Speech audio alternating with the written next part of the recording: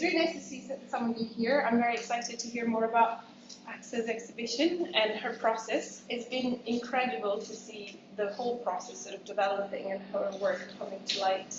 And it's so bright and bold. And I will not say anything about the exhibition. I'll leave it to Aqsa to explain.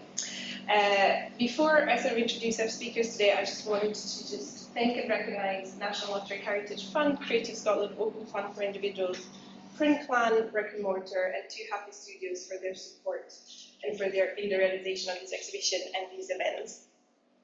And yeah, join me in welcoming our speakers today. Aqsa Arif is a Scottish-Pakistani interdisciplinary artist and filmmaker based in Glasgow. Her work explores hybrid identity, displacement, and cultural dissonance through speculative fiction, weaving folklore, mythology, and cinematic language. Aqsa was nominated for the major national touring exhibition Jerwood Survey III. She was awarded a 2020 residency by University Arts London Decolonising Arts Institute, hosted at Kelvingrove, and culminating in her first solo exhibition and 20 new permanent acquisitions across UK public art collections.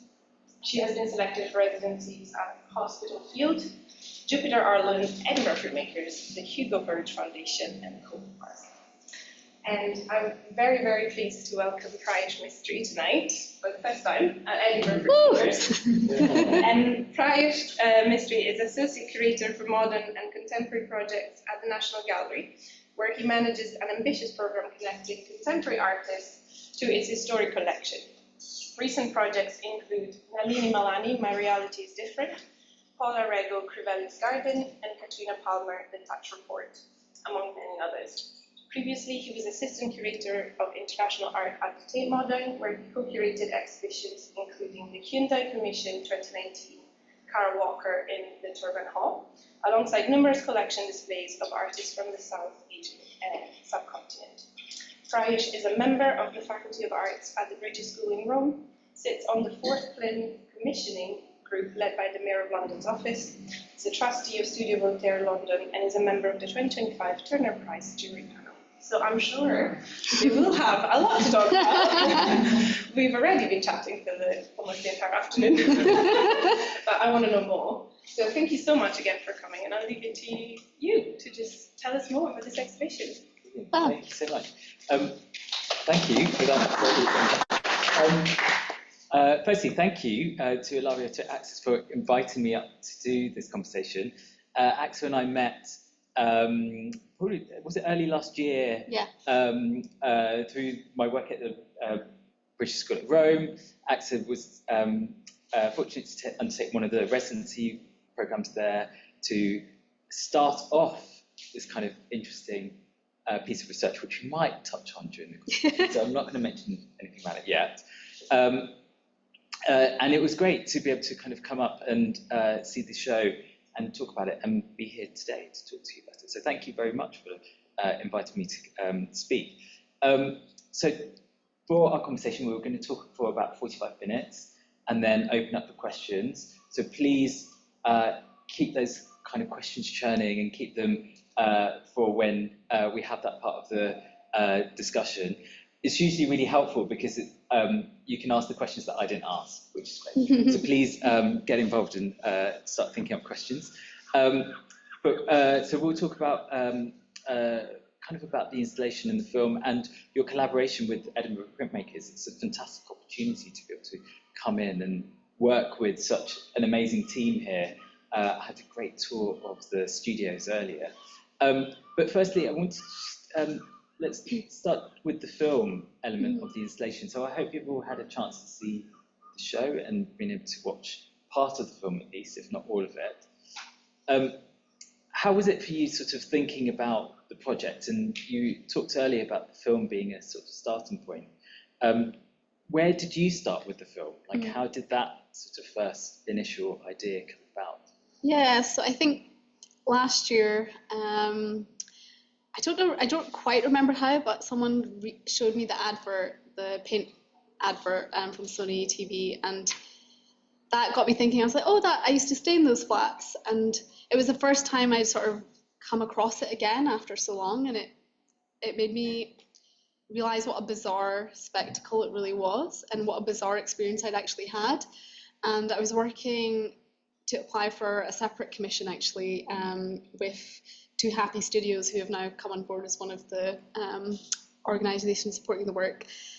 And the film commission was about working with VFX, and I was really interested in progressing in my own art practice and working with a new element. And so I was thinking about this bizarre world where they exploded hundreds of thousands of paint on this council high-rise flat that I lived in, and I thought the world that creates and the world outside of that could be really interesting, and thinking about incorporating elements of VFX and also thinking about my own experiences. And for me, I'm really interested in talking about my own experiences, but from this level of fantasy, from this level of distance, because it creates I think it creates an element of safety in talking about quite vulnerable themes, but it also creates an element of archetypal storytelling in which lots of other people can also relate to very specific and very often difficult themes to explore, especially things like displacement and things such as immigrants and refugees and asylum seekers moving into new space. And I think that can be quite a politicized theme. So I wanted to take away an element of that and create this world. And so first, when I was thinking about it, I very much wanted to create this like world around the advert itself, and then imbue my own perspective and my own narrative within it to create that sort of double, kind of mirroring each other, that spectacle, but also a very human element of a mother-daughter relationship within the film. Do you want to just explain what the advert is? Yeah. So, I remember it as soon as you sort of talked about it. I was like, I remember watching that advert. Yeah. From the early 2000s, or? Yeah, so I think it was 2003 or 2004, and so basically they brought in Jonathan Glazer, who's obviously a very well-known director now in his own right, but he was really well-known in the advert world as well. So, and previously, so this became like the biggest, I think, and maybe since is the biggest amount of money they've spent on an advert of this scale. The area itself was called Prospect Hill Circus, so I think that's where they got the theme of the rainbow colours, and also the Sony TV advert was very much for this new HD TV in colour like no other. So they came in, I think it was like, I'm not sure how long it actually lasted, but it took a while to actually film 1 minute because of the fact that there's weather in Glasgow, there's lots of elements. And interestingly enough, the post house that I worked with were also the same post house that worked on the advert. And they were telling me things like they had to get weather insurance, obviously, because if one day it starts raining, they can't film, they have to film again. So it became quite an iconic advert in that this massive, fireworks display of paint across the edges of the high rise. I think it became quite well known because of what a spectacle it was.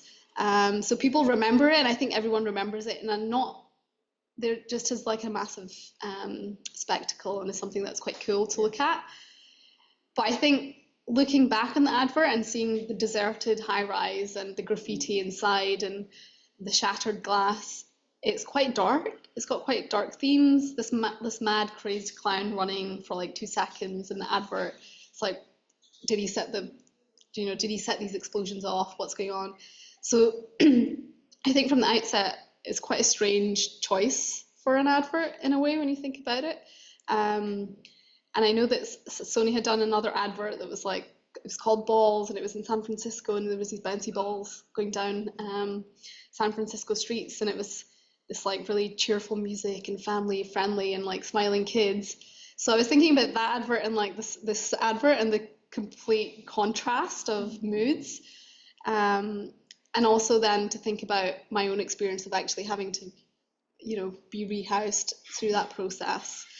So it brought back lots of different emotions for me watching it again, in a way that I think everyone else related to it differently. I think most people would just think of it as, oh, what a cool advert, what a spectacle. But actually, there were so many people that had to move and be rehoused from it as well. So I wanted to kind of uncover a little bit of that as well. I mean, there's two things that were kind of really interesting, kind of picking up on that picking up on the advert, but also kind of making a response to it. So one, the fact that it took so much resource to be able to make the film. It was like had a £2 million budget, like thousands of people working on it, or hundreds of people, tens of thousands of litres of paint, to produce this. So it's kind of almost like an analog film production. So creating these extraordinary visual effects, but through this kind of very analog method of just having paint explosions. So then flipping that and using VFX to try and simulate something that comes to that is also kind of interesting, in terms of the transition of filmmaking, but then also being able to tell that story, as you said before, with a kind of mythological or a folkloric narrative. Talked a bit before about how stories, this kind of interest in how stories translate, and how stories kind of evolve over time. And sometimes myths do that, but also everyone's memories, they change depending on who you talk to, as you said. Yeah. So you picked up on a particular folkloric story for this. Could you talk about Hira or Ranjana and that story? Yeah, so the folklore that I wanted to focus on, I've been quite interested in South Asian folklore in my own practice, but I was quite interested in Hira's story because Hira Ranja is a very, it's like Romeo and Juliet. She's, these two star-crossed lovers, and they never quite, have their happy ending. And right before she's about to be wed, her uncle poisons her and she dies. And it's always this tragic ending for a lot of these female heroines in South Asian folklore. And I was thinking a lot about the floods that have been happening in Pakistan recently because of the climate crisis and how much that's displaced people, and thinking about displacement in general. And this narrative of Hira very much felt apt in some ways. So I decided to use that world of this someone that has this unfulfilled narrative.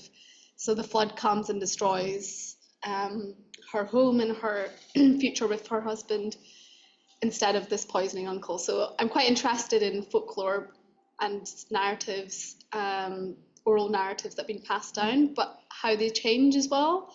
And I wanted to use that narrative and change it for my own, using my own perspective and my own narrative.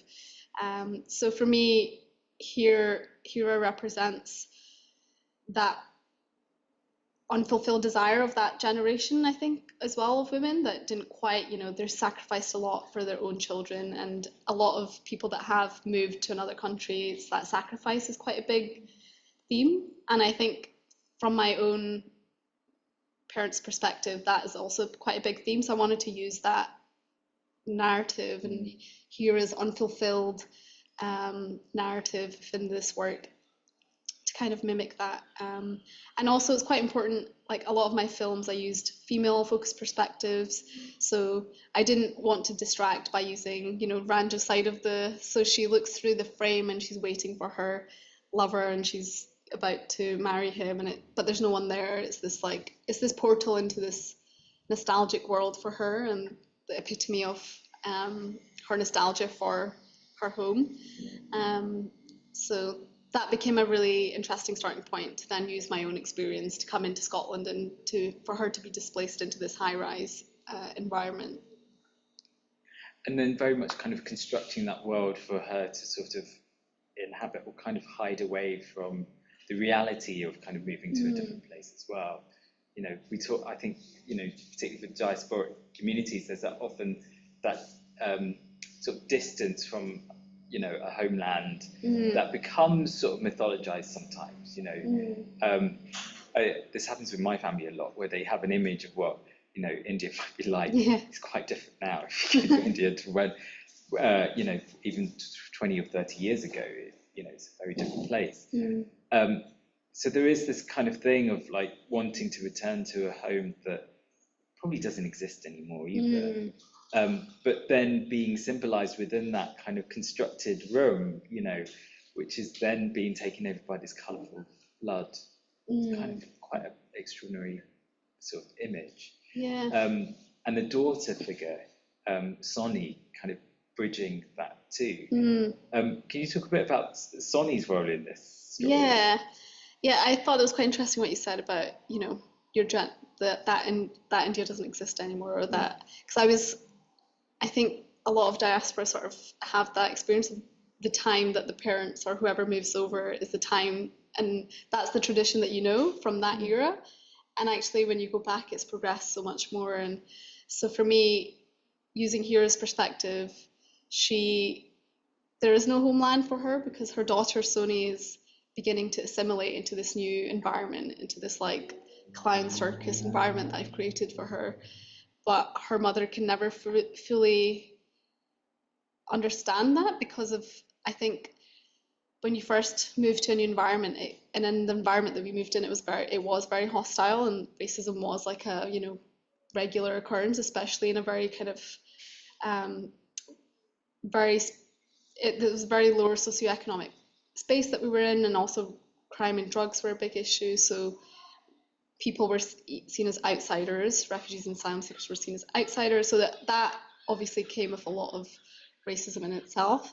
So for me, I wanted to really think of Hira's perspective of this outside world as this alien, a hostile environment, and using the clowns as that representation. And then so for Sony, who has to go out into that environment and actually survive and go to school, she has to become like them. So for me, that was really important to showcase her assimilation into this environment, purely from a survival point of view for her, but then for her mother, how alien that is to see her daughter becoming something she doesn't recognize anymore.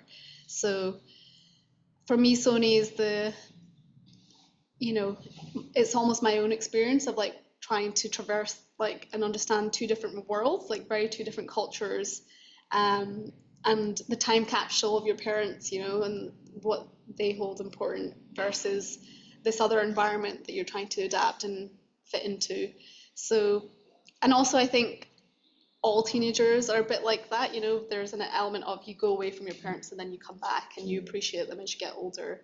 So I thought I feel like that theme most people can relate to, and in a way it's helpful to see it from Hira's perspective more so than Sony's perspective, because that's not an easily understood. I think people are quite judgmental around why are they not assimilated and why are they not part of this culture yet. And I think I really wanted to be in her perspective to realize this world is so alien to her, and it's hostile, and this environment isn't as welcoming as you would dream of. And so I kept the film more in her perspective for that reason. But Sony became this bridge for her mother to adapt into this new world in a way. So her daughter is the bridge into the new world for her. Can we talk a bit about, we'll keep going. There's no emergency. No. Can we talk a bit about the kind of, there's a sort of, we talked a bit about the fantasy that kind of, and the escapism that allows these sort of discussions to be, or these stories to be told and to be, to be explored. But there's moments in the film where Heroes really, goes into this kind of fantasy Bollywood kind of space, and it's really lavish. It's really there's lots of ornamentation. It's kind of incredibly colourful, and the sort of outside world is also kind of ornamented in a very different way. It's like it's colourful and bright, it's clownish, it's foolish in sorts of ways. I wondered if you could talk a bit about the aesthetic of the films, but also then we'll talk about the installation and the work you made with Edinburgh Printmakers.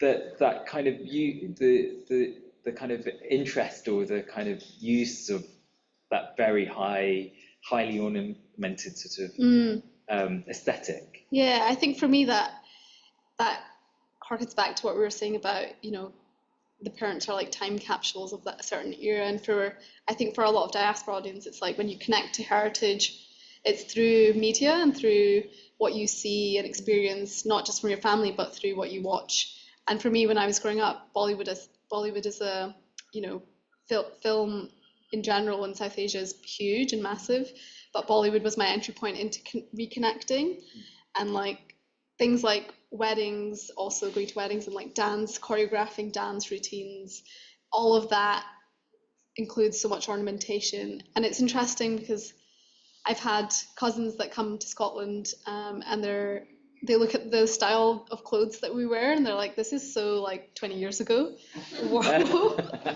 Like we're stuck on a certain era, and things haven't progressed the same way they've progressed in the home country. So for me, it's very much like it's a connective point into a heritage that you don't actually know as much as you want to about.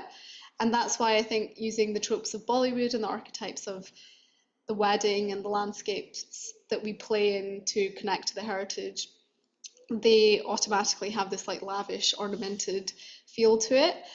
And I'm also quite interested in the language of cinema, and I'm really interested in old Hollywood and the, you know, trickle effect into Bollywood of that style, and how Bollywood is always like 20 years behind in terms of what Hollywood is doing.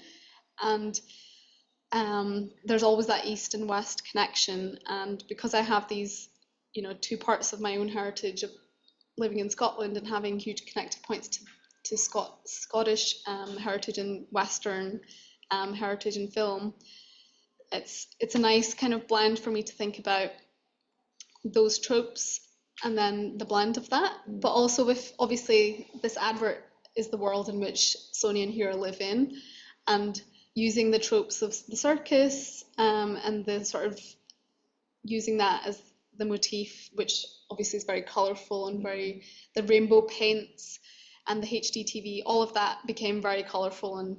But I felt like I wanted it to be slightly using colour as a way in which it's slightly darker, because I'm really interested in creating horror or creating something that's slightly surreal, but using massive amounts of colour to create that effect rather than darkening. And I feel like that aesthetic is quite interesting to me, just using tropes of Bollywood and infusing like elements of surrealness into it. And I think that's why you get this like massive, lavish ornamentation, but also slightly dark tones within that as well. Yeah. Well, it's kind of a disruptor, isn't it? You know, like paint drips, the her tears flood everything. Yeah. You know, it becomes something that almost like overpowers the pattern, takes over in a different way. That kind of bleeds out of the film into the installation. Like you're suddenly immersed in this world of that kind of color, you know, full-on color aesthetic. And we should talk about the prints, and then maybe we could talk about how they work in the installation. But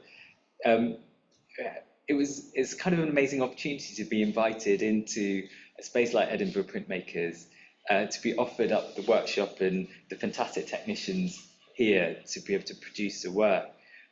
How was that process for you? I mean, so you had the film sort of idea beforehand, and then bridging all of these kind of different organisations and to help you make the sort of project.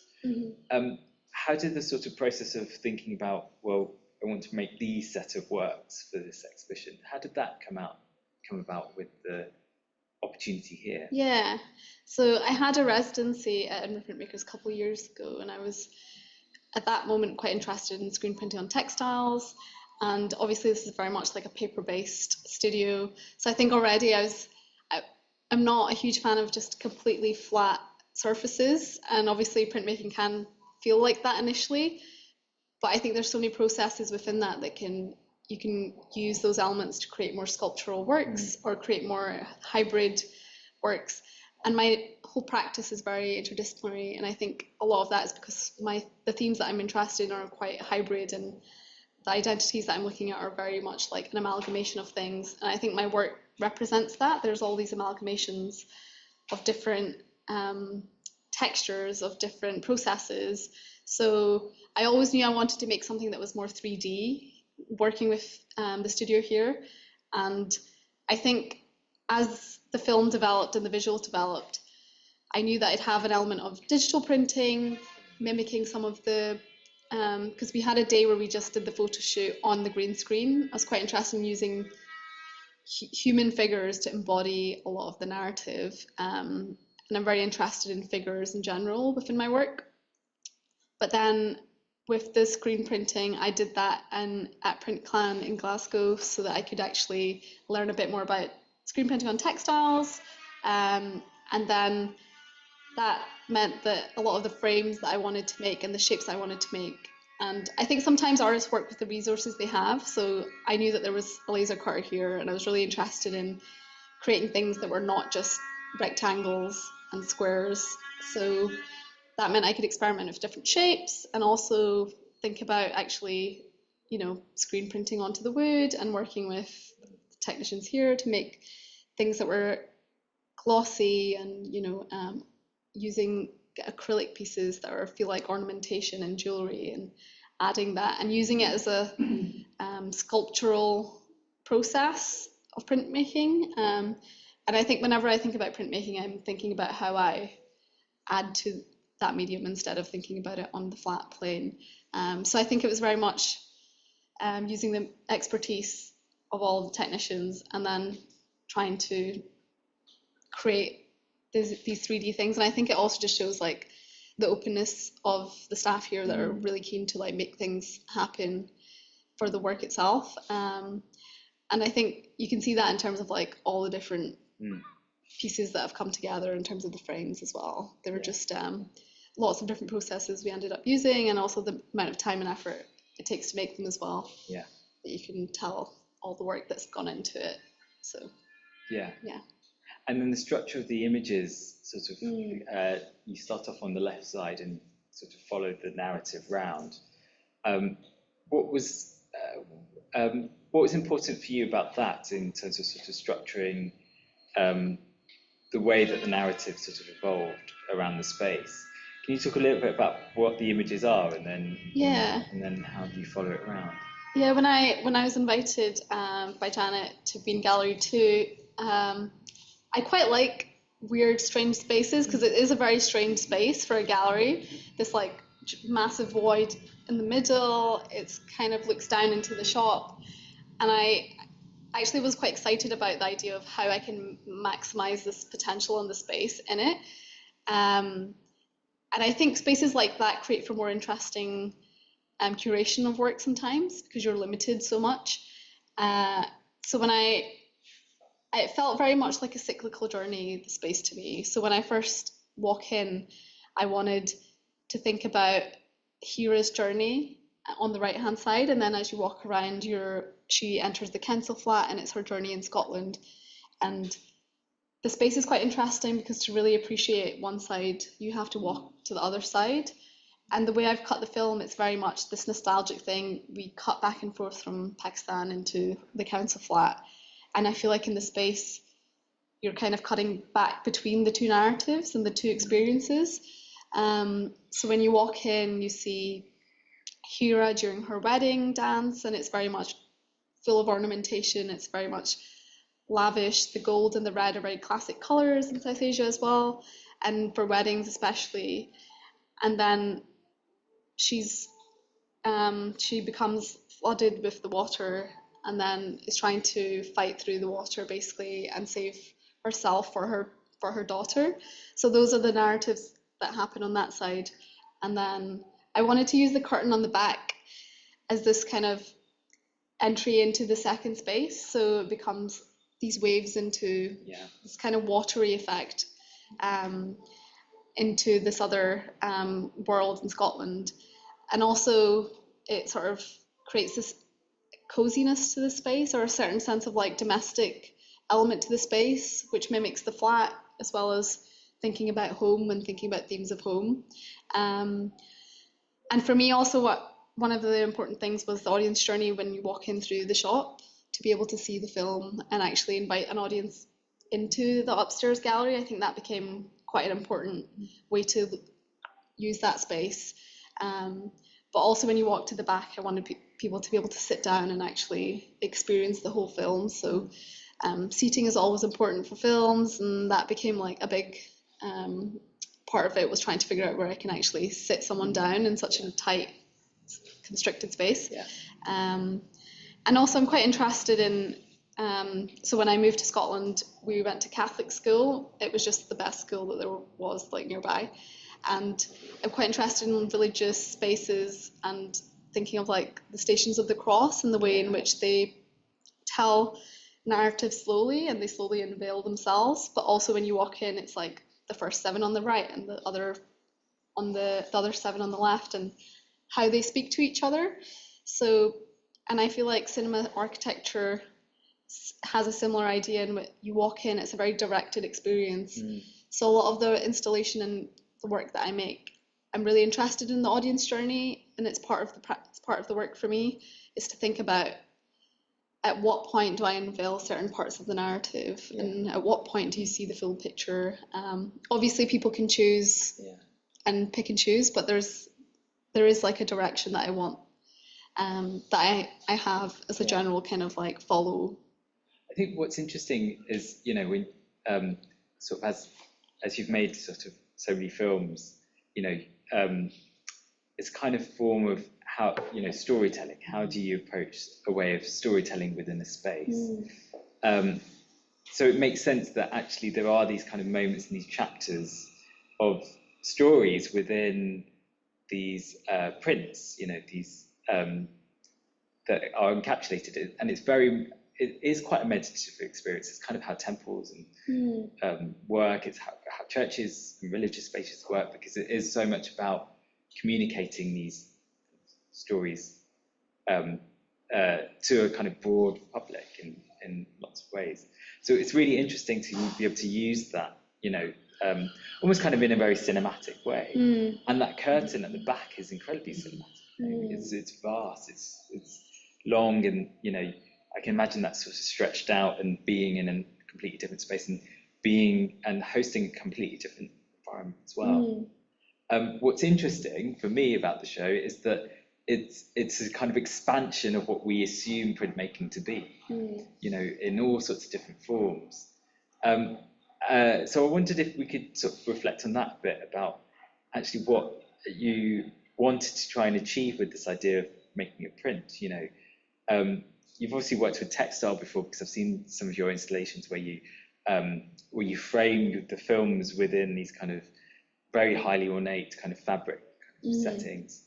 But to print a textile of your own, was this the first time that you've done that?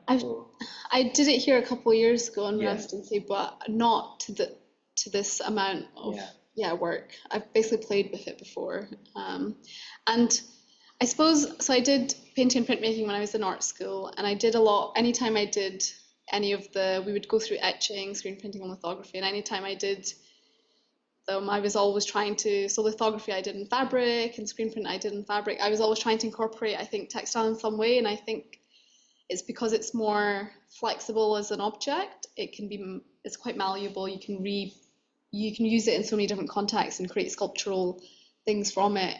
And then I think there's an element of that that I like in terms of like layering it with other objects as well. So for me, printmaking, I think it's a medium in which you can do anything in with using obviously the technical sides of things to create the effect. So I never feel like I'm an expert in any of them, and I don't think I ever will be, but it's very much about using printmaking.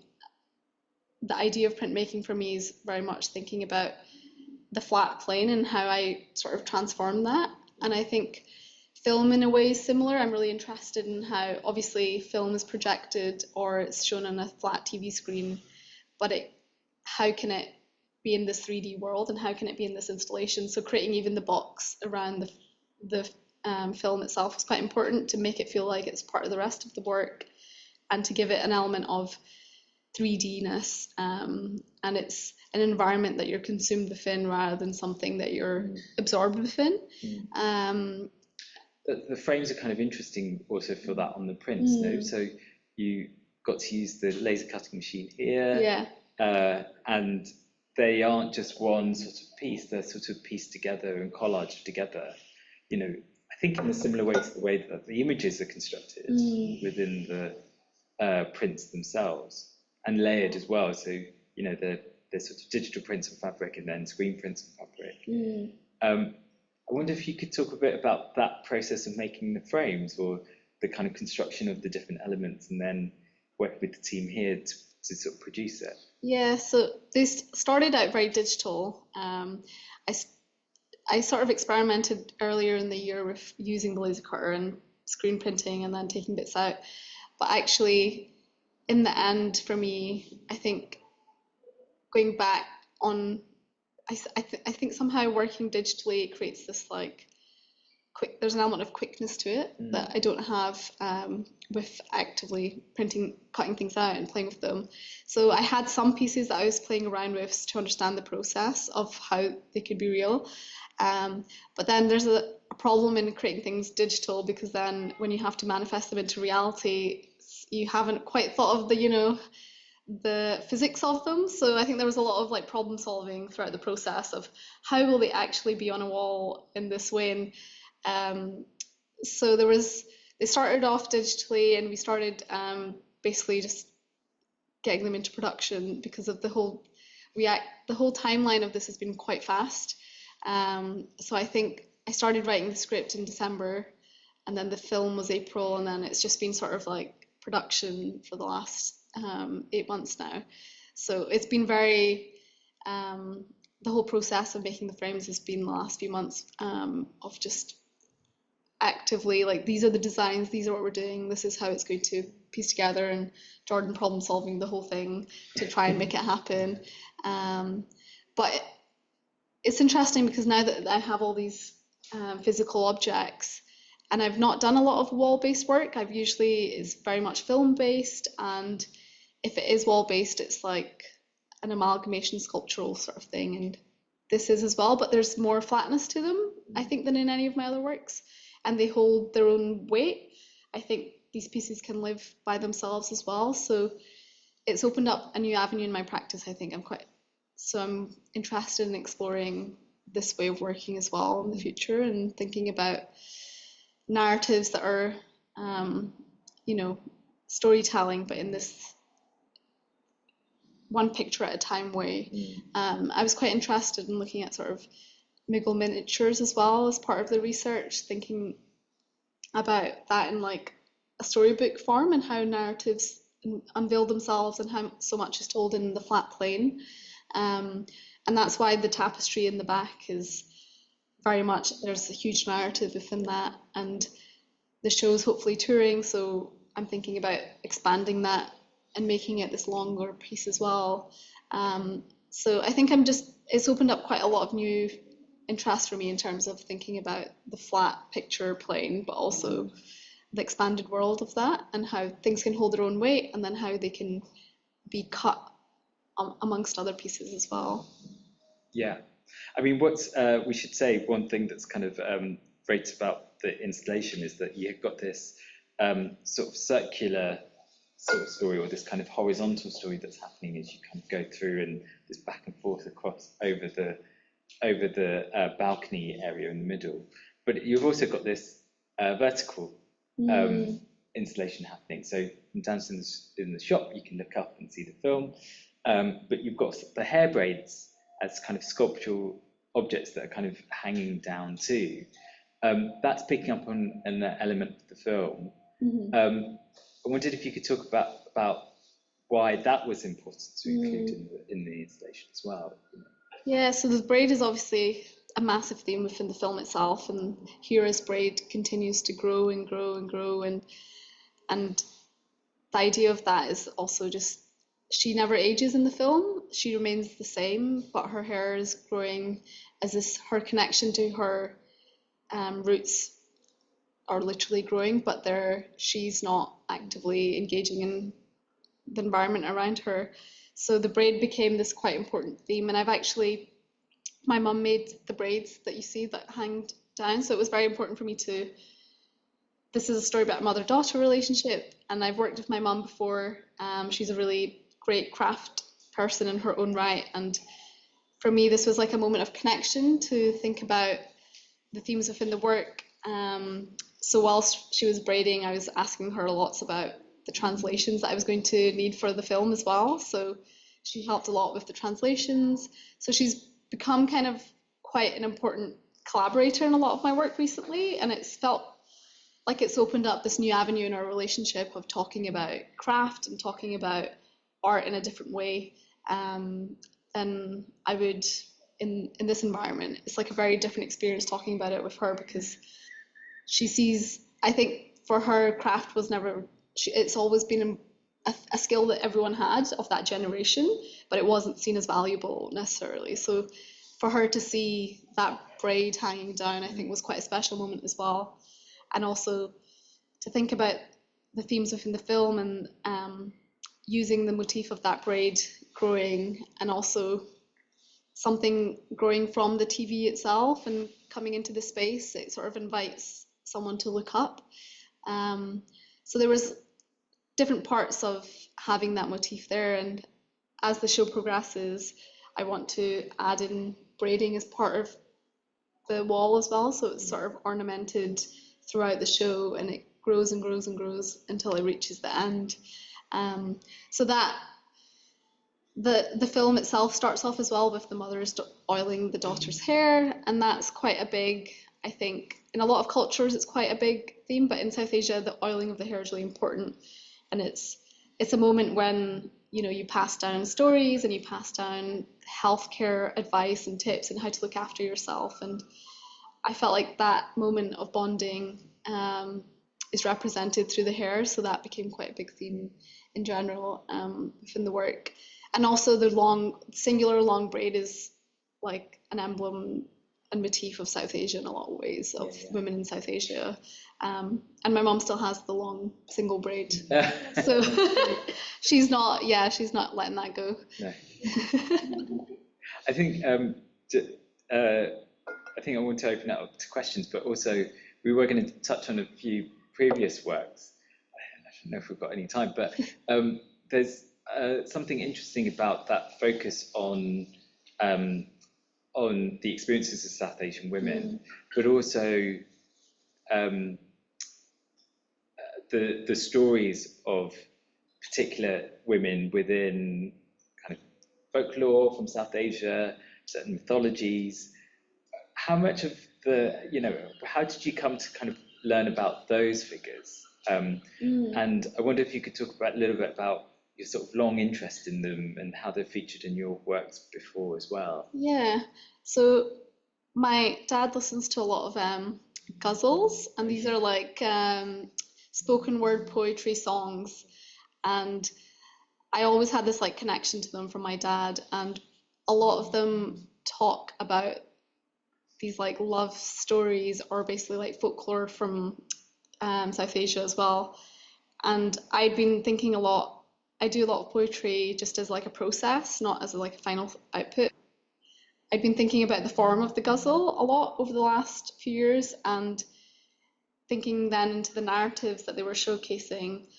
And I was really interested in finding specifically female-led stories within South Asia and within folklore. So, and I'd known a few, like Hugh Ranja is really popular. It's very like, it's Romeo and Juliet, it's as popular as that. And then I found these narratives called the Seven Queens of Sindh, and they're based around these heroines in South Asia, and they all have tragic endings, so it's all love stories or stories around that represent certain values or morals within society, and it's representative in these female figures.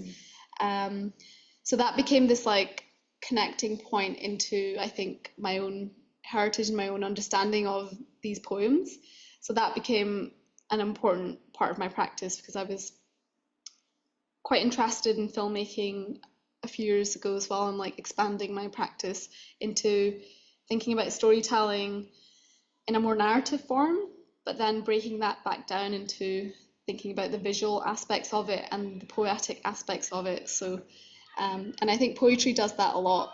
Poetry tells these like very sort of like archetypal narratives in a very abstracted way, and I think that's what I'm really interested in telling with the film work, is thinking about these big narratives but in a very abstracted and emotional way that everyone can relate to in some way or form. And So I did a work called Murphy and the Trail that was actually shown at Collective. Oh, there it is.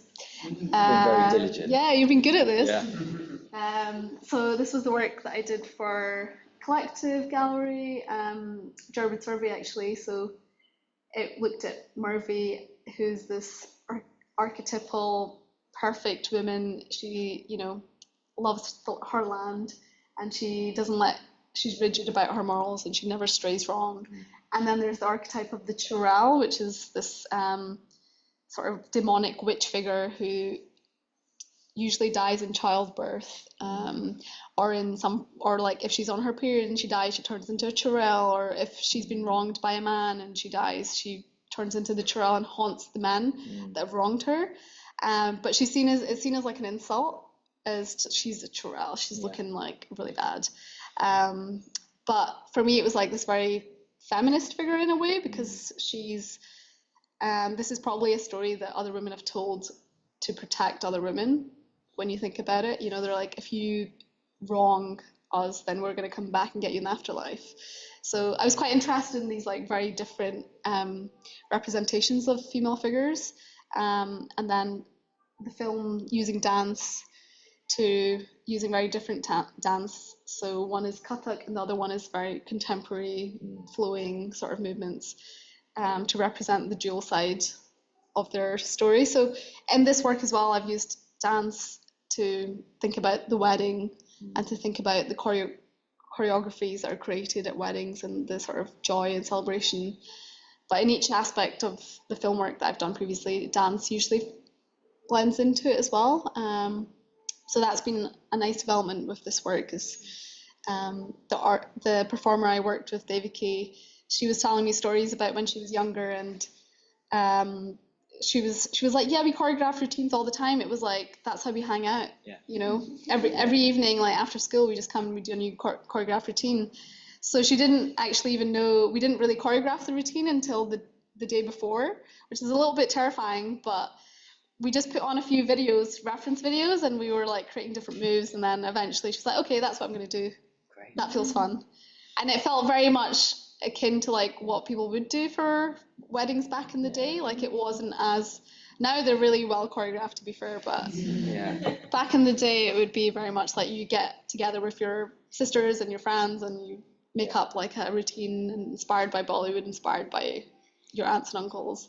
Maybe that's also a good way of thinking about how you're working now as well. In this idea of, you're very much leading through ideas and thoughts that you want to kind of achieve through the practice, through your work, but to be able to achieve them, actually you work with quite a broad network of people. Do you want to? I wonder if you could sort of reflect on that sort of way of working, of kind of bringing people into the sphere of Aqsa. Sphere of Aqsa. Yeah. I think it's kind of a few years ago I was commissioned from GMAC Little Pictures, and it was to create my first sort of like commission film piece, and they sort of partner you up with a producer and a film team. And it made me realize that actually this is the best way of working for me, is working with other collaborators that are technicians in their own right. There's a cinematographer, and there's a sound person, there's a set designer, and they help you create your vision. And I think when I was in art school, I was very much wanting to work in that way, but I didn't quite know how. So I was doing everything myself. And I think in reality, that can be quite solitary, and I don't enjoy that way of working, because I find that if I have someone else that I bounce ideas off of, that work becomes 10 times better. So working, and I feel like the film world kind of understand that way of working, but the art world is kind of doing that basically. Artists do work with lots of organizations, lots of teams, but it's not necessarily, sometimes it's hidden, sometimes it's people aren't sure who's helped with what. So for me, it was quite invigorating to realize I can work in this way. So since that project, I've always worked with a team in terms of making the film, even if it's a cinematographer and a sound person. And anytime I have a funded project, I want to work and pay the collaborators that I'm working with and acknowledge them and make the work together so that I can be as ambitious as I want to be. And I think it's the same with working with Edinburgh Printmakers. You working with a full team of people to help you make the work itself. And I think a lot of artists do work in that way because it's impossible to sustain your practice as you become more ambitious with the work that you want to make without that way of working. And I think you can just see it in the quality of the film itself. Actually, you can just see all the different artists that were part of it that have made this vision come to life. And I like thinking of my practice in that kind of, you're the director and there's all this massive team that helps you bring your vision to life. And I think even just having them all there at the opening, it was so special to see. I think they were just like, wow. Because I think a lot of the people that work in film don't know the art world as well and what ways it can become alive. Sometimes films just disappear into festivals and no one ever really sees them properly. So it's nice for me to work between those two worlds and kind of bring them together in this way. And I think that's the way I want to continue working in my own practice, is just having this network of collaborators and organizations that support your practice. And it makes it feel like freelance life isn't as, lonely. So it's just a way of creating community, I think, as well. So what comes next after this? I know this is just open, so it doesn't feel like it's quite over yet, but what you have residencies coming up. What are your kind of next sort of thing, what are the next projects that you're thinking about? So the work that I did at the British School at Rome, where we met for the first time, I've still got a lot of the research that I was doing during my time there. So the residencies that I've got coming up, I'm going to be looking at the research that I compiled during that time, and then I've got an exhibition at the Glasgow International Festival next year, so working basically towards that. And I'm really because the work that I've made in the past with the Kelvingrove project, I worked with artifacts, so I'm quite interested in using historical objects as an entry point into a new narrative in a new world, and using it not for fact finding, but for fictional world building. So there's an object that I found that exists in Pompeii it's dubbed as like the Pompeii Lakshmi, and it's an object that was found in the 1st century AD, and it's originated from modern day Pakistan, and it's got these different features within it. So there's an elements of the goddess Lakshmi, but also the tree goddess Yakshi, but then elements of Western facial features, and this is quite a blend of Western features and sort of like these typical South Asian sort of features. And I'm quite interested in that figure, and it's the only one of its kind that it's been found. I'm interested in it because of the hybrid nature of it and the hybrid nature that exists in all of history, and ever since there was movement and cross-contamination, people have changed. And I think those sorts of themes are really important for me now as well, thinking about various political going on in the world and how we're becoming more divisive. And I think people forget how amalgamated we really are, and how much we are these various different things. We don't just have one identity. Everyone is, we've moved through the world and we've encountered other people, and automatically what happens when we encounter a different thing or a different culture or a different experience, how does that change you? So I'm interested in using the Pompeii Lakshmi as the starting point for this new research, and thinking about transformation and embodying that within a character as well. So we'll see where that goes, but that's kind of the new research. Exciting. Yeah, it's exciting to think about actually, in this world where we are so divided, we're not one thing or another, but things at the same time. That's kind of interesting. Sort of place to sort of explore. But talking of exciting things, it's not just that project developing, but also the edition. Yeah. Here, which will plug the edition. Exactly. Which you were just talking about before, Yeah. and sort of developing, but it will be ready for the sort of finissage, the final celebration of the exhibition here. Yeah. Do you want to talk a little bit about what that edition might look like? We've just been having the conversation today. On the project. Yeah. Yeah. So I'm working with Jordan to create the edition, and we're hoping it will be ready for the closing event. And it's going to be, there is an element of digital and screen print, and then hopefully using the laser cutting to create frames, so people can also have a sort of weirdly shaped frame as well. And it will be looking at the motifs within the film itself, and hopefully we're doing it as a fundraiser as well for Palestine, so more information for that will come over the next couple of months. And yeah, I'm really excited about the edition, because I've done one big edition before, but I think it can be a really exciting thing to have that lives its own life, and I think something that people can actually, have as an object. So I'm taking my time trying to actually envision it into reality. That's why it's taken a bit longer, but I think it will be hopefully something that encapsulates the rest of the work in one piece. Not much to ask for. Exactly. And I'm just going to say, but you can already reserve your own if you want to. Oh, I didn't know that. Yeah. Somehow it will make it happen. So get in there quick. Thank you so much, Aqsa. Thank you. Let's open it out to questions for anybody here, also online as well. If there are any questions or any thoughts, please do share. We covered quite a lot, but I'm sure there's gaps. I just wanted to know more about,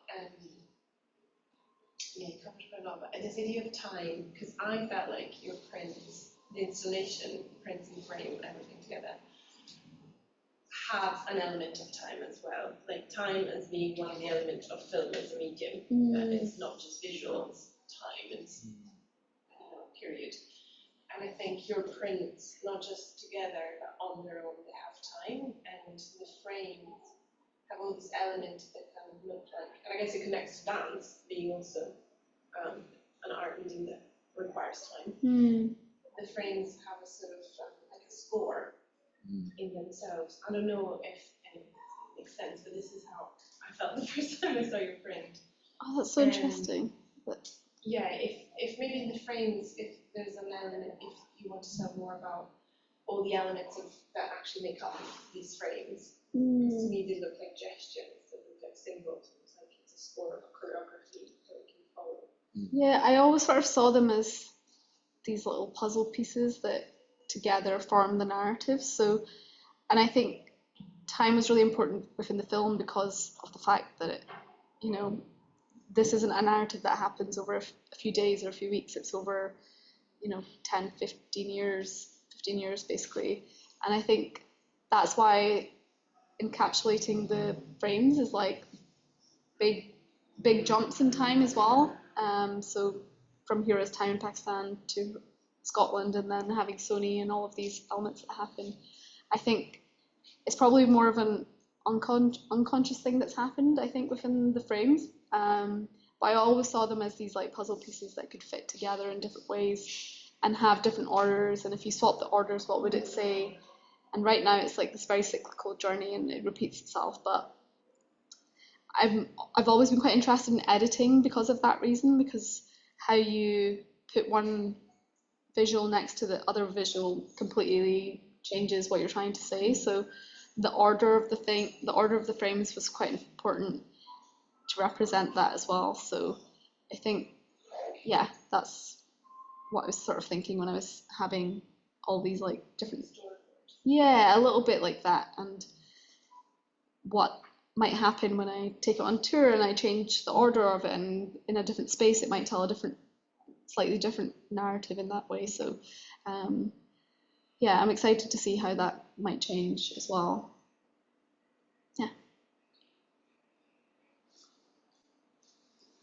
Excellent. I've really enjoyed hearing you speak. I think the work is amazing, and I think all your work is amazing. Well, thank you. And I'm going to ask something a bit personal to me in a way, like your mum being part of that creative journey. One, I'm interested in, you spoke a wee bit about that, but I'd like to hear more about how did your mum feel about the storytelling and how does she respond to that storytelling? And because you're of different generations and you spoke very well about, that idea that different generations have different kind of idea of home and tradition.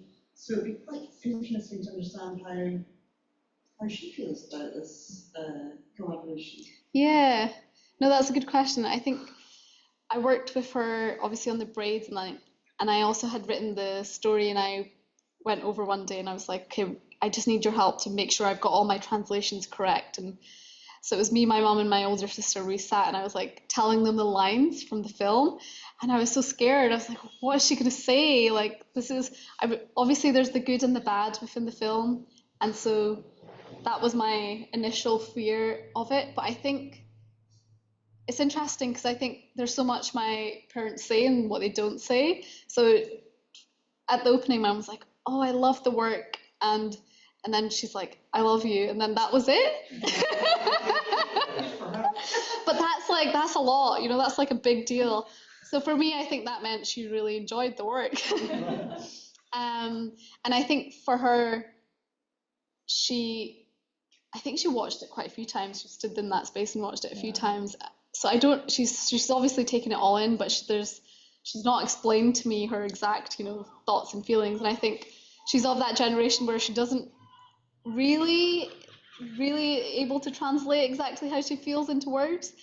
But I think it's kind of broken down a certain barrier for us in some ways as well. Like, there's an element of things that you don't necessarily share from, you've had this experience together, but you're not necessarily talking about it. So then represent it is quite a big deal. So I think she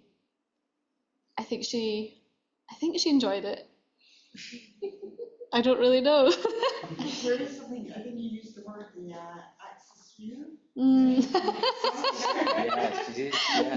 The new vocabulary. Yeah, I think so. I think that she's very proud, and I think just the fact that she sees the work as being valued and it's being represented, and I think it makes her feel like these stories are important, and it's not just that it's a story about us, it's a story about so many relationships and so many other people that have had that experience. So yeah, I think she's proud. That's what I'm gathering from the clues I've been given. Do you want to go first, because you seem like you're on your way out? Through and catch a train, but before that, when I saw your exhibition first time, the impression that I got, because of the colour palette, the embellishment and lighting, is as if one was sitting in auto, one of those decorated auto trucks for the buses, and you have quite often, I'm not sure if you have recently seen, they're getting more and more elaborate, and they have often Bollywood music in the middle, like a digital screen playing in a little auto. So, and also what I felt is that when you can walk around, you have that sense of journey. So I felt that maybe at that time that we were taking a direct reference to how the journeys are celebrated and put together with these various layers of cultural beliefs, belief in colours, belief in patterns, and a lot of the patterns that I see can come from trucks, this highly decorative interior of a truck or something like that. It's just an observation. I don't have much time to catch up.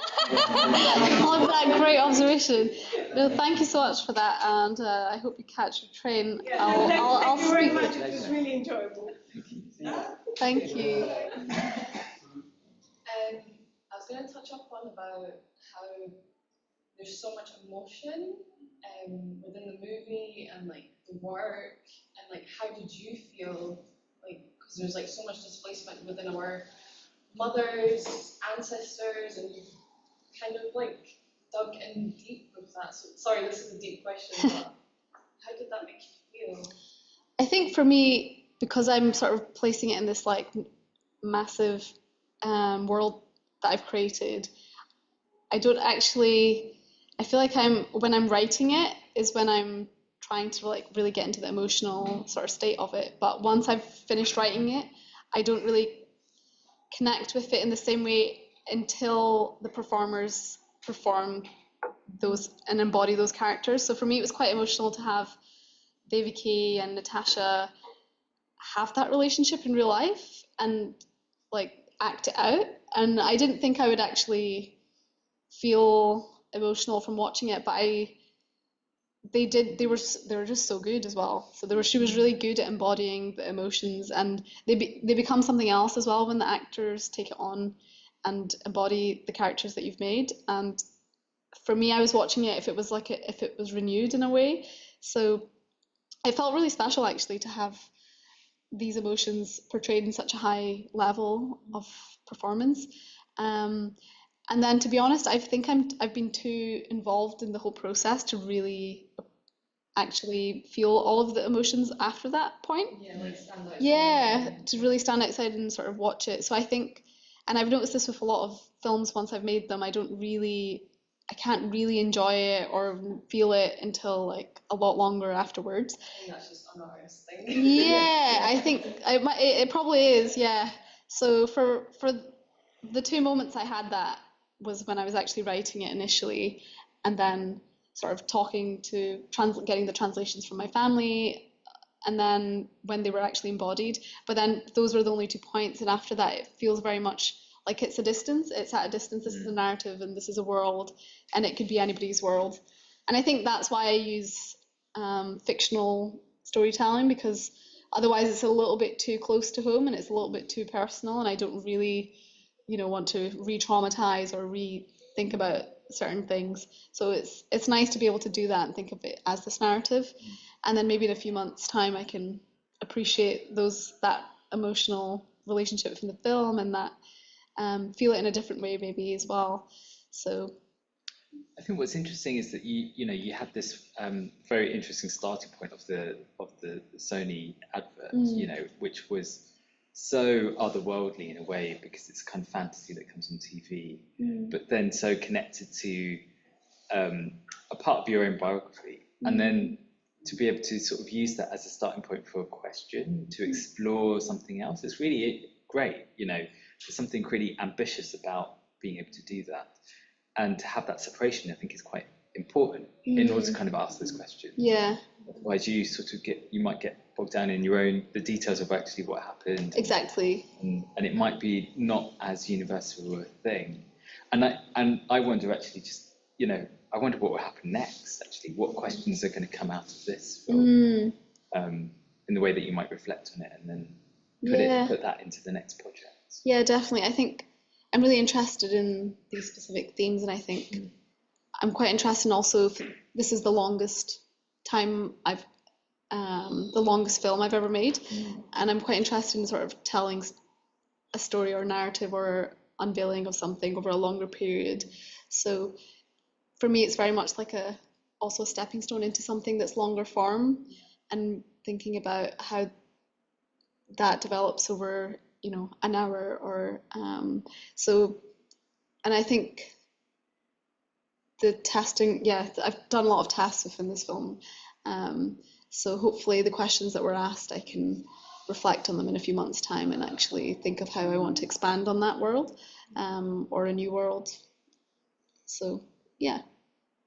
Did we have any questions online? Okay. Were there any final questions in the room before?